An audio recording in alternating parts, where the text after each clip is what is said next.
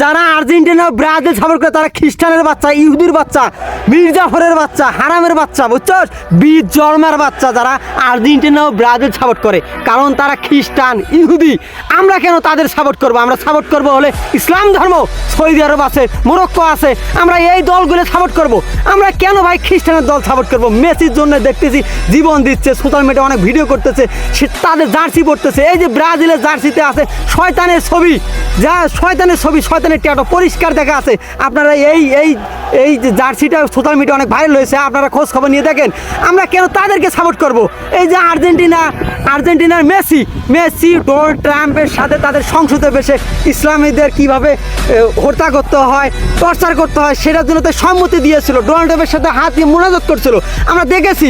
এটা নিয়েও সবাই পৃথিবীর বাংলাদেশ এবং পৃথিবীর মানুষ সবাই জানে যে মেসি ডোনাল্ড ট্রাম্পের সাথে হাত একসাথে করে ইসলামীদের মনে করতে আমাদের মুসলমানদের হত্যা করার পরিকল্পনা করেছিল। আমরা কেন ভাই তাদের সাপোর্ট করব? হ্যাঁ,